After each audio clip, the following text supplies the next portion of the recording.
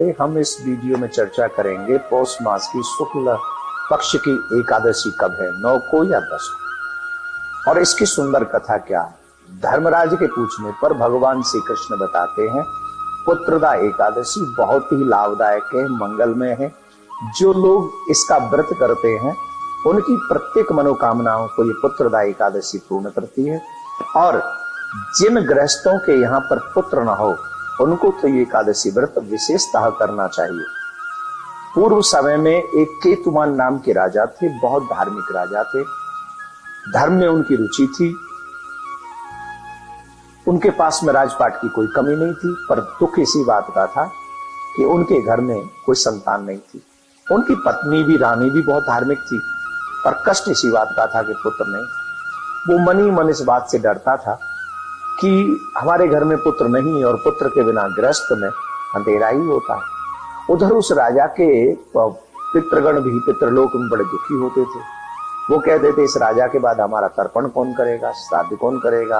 वो भी जब राजा श्राद्ध और तर्पण करता था तो वो रो रो के श्राद्ध स्वीकार करते थे, बड़े दुखी थे। एक दिन राजा बहुत दुखी हुआ और इस सोचा बिना पुत्र से गति लोके, इस लोक में बिना पुत्र की गति नहीं होगी।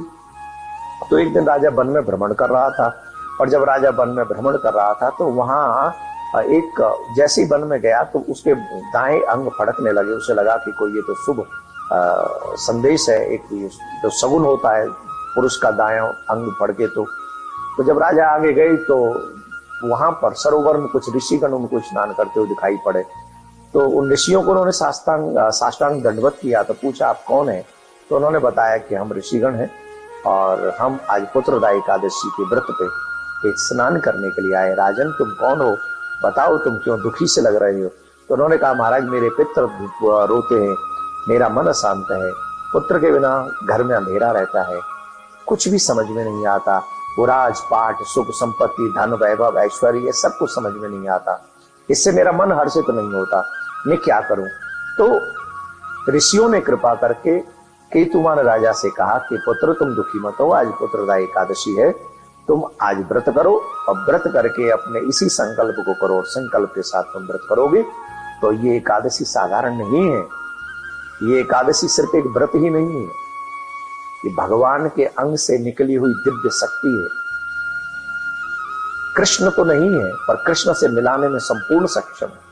इसलिए तुम पुत्रदा एकादशी का व्रत करो। ऋषियों की आज्ञा मानकर उस राजा ने एकादशी का व्रत किया, और 9 महीने के बाद ही उसके घर में एक सुंदर राजकुमार उत्पन्न हुआ, और वो राजकुमार बहुत ही धार्मिक और धर्मनिष्ठ था।